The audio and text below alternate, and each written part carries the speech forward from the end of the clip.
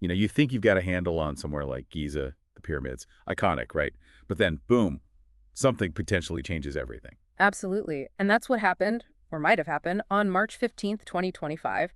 This press conference by an Italian and Scottish team. Right, claiming they found something massive under Khafre's pyramid specifically. Precisely. So today, let's really dig into the video transcript you shared. What did they actually say they found? And, well, what could it all mean? Okay, so our mission, our deep dive, is focused on that. And the core claim is what? A big structure underground. Yeah, a substantial underground structure beneath Khafre's. That's the nub of it.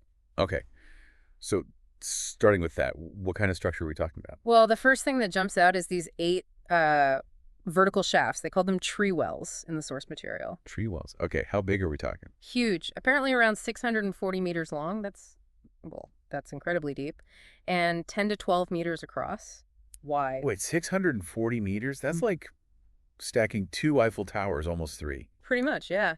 And the transcript mentions spiral features inside them, like ramps or maybe staircases winding all the way down. Wow. Okay. And where do they lead? They seem to connect the pyramid's base level down to 2 massive cube-shaped spaces. Underground voids, really. And massive means. Enormous. The volume mentioned is 80,640 cubic meters each. To give you a sense of the depth involved, think Tokyo Skytree or the Shanghai Tower. We're talking that kind of depth, over 630 meters down. That's staggering. And wasn't there something else found closer to the base? Yes, separate from those deep shafts. They also reported finding 5 multi-level structures, sort of near the pyramid's base, connected by geometric passages. It sounded a bit like the network of rooms in the Great Pyramid, you know? Which is interesting because Khafre's pyramid, until now, was thought to be simpler inside, right? Yeah. Just the one main chamber found. Exactly. Only one king's chamber officially known. So this suggests potentially much more complexity even at the upper levels. Okay, let's pause there. Before we go deeper, maybe some context on Khafre. He built this pyramid, but who was he exactly? Right. Khafre.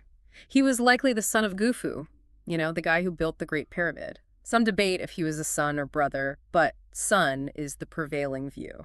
Wasn't there some drama with the succession after Khufu? Oh, yeah. It seems Khufu's intended heir, Kawab, died. Then another son, Jedefre, ruled briefly. Khafre came next. There's even some speculation he might have, let's say, helped his brother Jedefre off the throne, forcefully. Interesting. So a powerful figure. And he's linked to the Sphinx, too.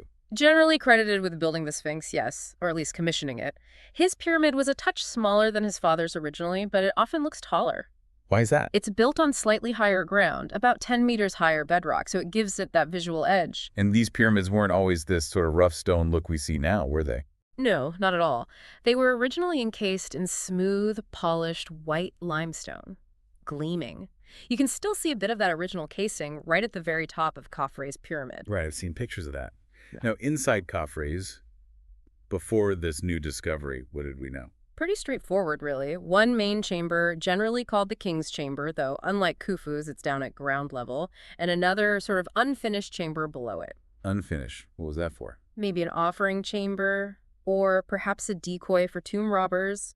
There's also a theory the pyramid design changed mid-construction, maybe got bigger, and this initial chamber was abandoned and blocked off. And entrances. Khafre's has 2. Yeah, unlike Khufu's, which only has one known public entrance. Khafre's and the third big pyramid, Menkaur's, they both have 2. One low down near ground level and another about 12 meters up the face. Any idea why? Could be logistical. Maybe one for workers during construction, the other for the actual burial procession. The materials are different too, interestingly. Stone around the lower one, red granite for the upper one. Does that mean anything? Some people read into it, yeah.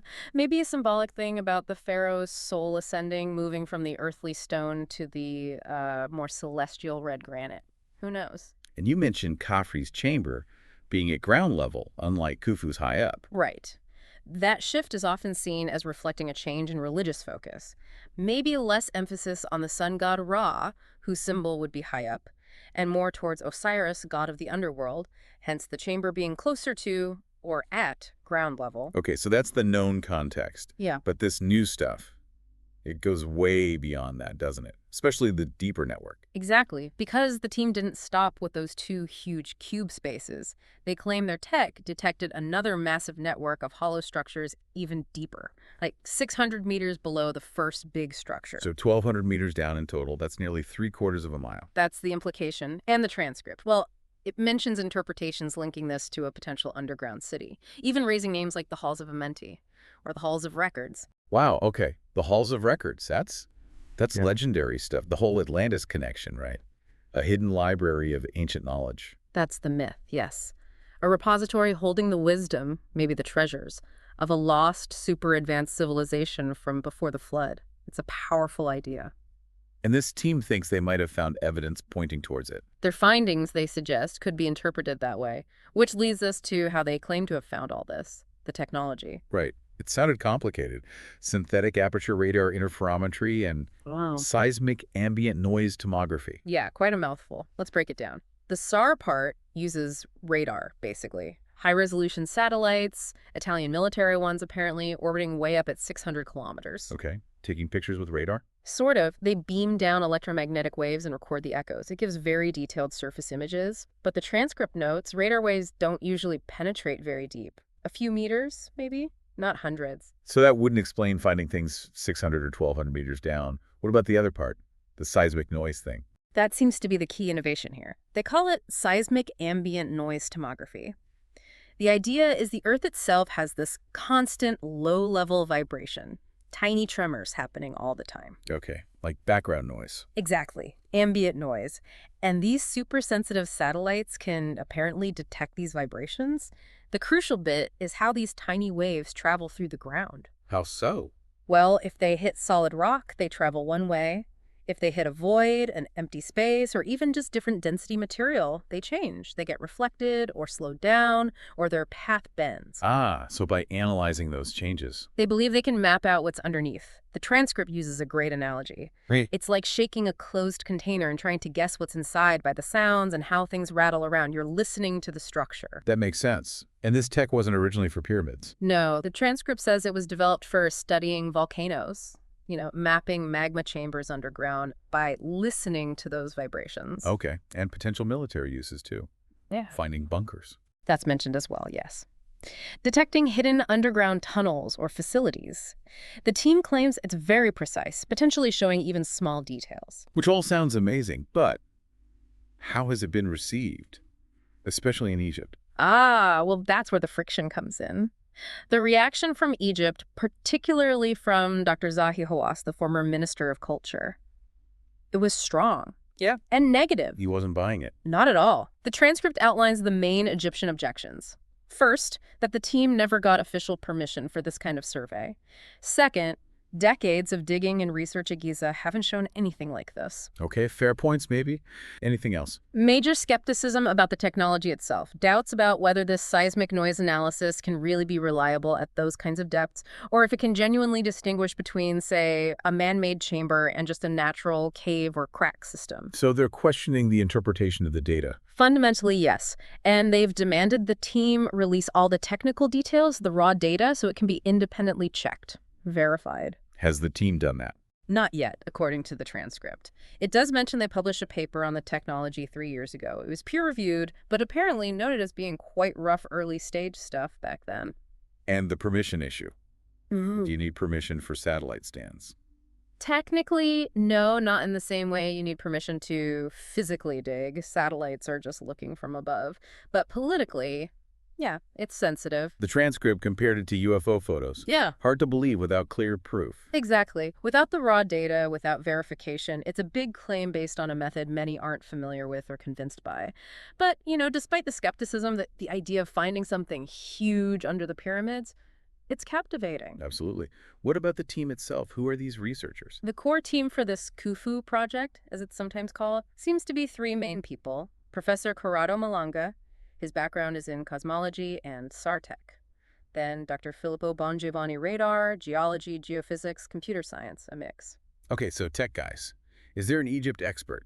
Yes, Dr. Ayman Ghonaim, an Egyptologist, background in ancient civilizations. So, 1 Egyptologist, 2 physical science and remote sensing specialists. That mix itself is interesting. Does the transcript mention anything else about them? It does bring up something about Professor Malanga. Apparently, he has a history of involvement in, well, UFO research and writings about extraterrestrials. Oh, okay. Does that affect how this pyramid research is seen? It seems to, yeah. The transcript notes it's led some mainstream academics to be skeptical about his objectivity here. There's generally a sort of stigma, maybe, around UFO studies in formal academia, isn't there? True, it can make people raise an eyebrow. So that adds another layer to the skepticism. It certainly does. But let's get back to the findings themselves. Regardless of the team's background, the scale is immense. Those shafts, 600 meters long, 10 meters wide. Yeah, the transcript really emphasizes that. Just that discovery alone, if true, would force a rethink, wouldn't it? Before you even get to underground cities. Absolutely. It challenges our ideas about what technology they might have had access to. And Professor Bongiovanni, the geophysics guy, apparently defends the tech. How so? The transcript mentions him explaining it's not like radar seeing through rock, which has limits. It's about listening to vibrations, which they argue can work at these depths. They also mention using AI to synthesize images from the vibration data. So they're standing by it, and they want to dig. That's the next step they're calling for, yes. Seeking permits from Egypt to excavate and physically verify what the remote sensing suggests. Okay, now, the transcript took a really interesting turn. Something about free energy. Ah, yes, that part was Sorry. fascinating. It connects these findings, particularly the spiral structures in the shafts, to a completely different idea: ancient power generation. And based on what? It mentioned an observation by something called the Virtual World News Agency, linking the spirals to potential energy devices. And it connects to older fringe theories about pyramids maybe being power plants, using tides or lightning maybe, but those theories always felt like they were missing something. Right, so how do these shafts fit in? This is where it gets wild. The transcript brings in a very recent Princeton University physics experiment, published March 19th, 2025, just days after the pyramid announcement. What did the Princeton team do? Led by a Chris Chimba, they apparently showed you can generate electricity using basically just a hollow coil, Earth's magnetic field, and Earth's rotation. Wait, how? No moving parts. Essentially, no external movement needed. The Earth itself is rotating, spinning its magnetic field lines through the stationary coil. It acts like a generator, inducing a small current. The key seems to be the hollow nature the experiment worked with, air inside the coil, not solid material. Okay, like a dynamo effect, but using the whole planet's spin. Kind of, yeah. And the transcript draws a line straight from that to Nikola Tesla's ideas. Tesla dreamed of wireless power, tapping the Earth's energy field with towers. So the theory is, these 8 huge hollow shafts under Khafre's pyramid, they're giant coils. Exactly. Acting as massive induction coils, harnessing the energy from Earth's rotation, cutting through its magnetic field, turning the Earth into a giant battery, in a way. And the pyramids themselves. Maybe not the generators, but conduits. Distributors for the energy produced underground by these coil shafts. It's a radical idea. Has this been applied to other pyramids? The transcript says so far the focus is Khafre's, but maybe they hope to expand it. One question that pops into my head. If you're constantly drawing energy from Earth's rotation, wouldn't that slow the planet down? Good question. The transcript mentions the team addressed this. Their calculations apparently show the effect would be incredibly tiny, slowing rotation by maybe 7 nanometers per century, something like 7 seconds over 100,000 years. Negligible, they argue. Okay, so not exactly putting the brakes on Earth. Yeah. And this kind of free energy research, Tesla pioneered it, but it didn't really go anywhere. Largely abandoned, yeah. The transcript reminds us of that. And you can imagine the implications if it were viable now. Huge. It would disrupt everything. Oil, gas, the whole energy sector. Could lead to total different economic models. Energy is a global resource. Potentially. And, looping back, the transcript speculates this generated energy could even have powered that hypothetical underground city. It all connects in theory then. But are there other, maybe less exotic explanations for these structures? Of course. The transcript mentions more conventional archaeological ideas, too. One is simply that these are the real burial chambers. Hidden much deeper for security. Exactly. Maybe the chambers we know were decoys or preliminary, and the pharaoh, his sarcophagus, the treasures, they were all transported down these shafts, maybe like elevators, to a truly secure vault deep underground.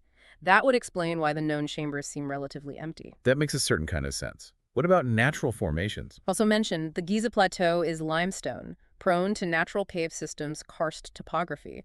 So could these be massive natural voids that were just incorporated into the pyramid site? Maybe for some features, but the transcript seems to suggest the sheer depth, 600 or 1,200 meters, and the reported structured nature, like those cylindrical shafts, makes purely natural caves seem less likely as a full explanation to the team. And the size of the shafts again? 10 meters diameter? Right, the transcript revisits that. It suggests something pretty substantial was meant to move through them, whether it's giant coils for energy or huge burial equipment or, well, the video source apparently even threw out wilder ideas like flying saucers. Yeah, maybe let's stick to the slightly less wild ones for now.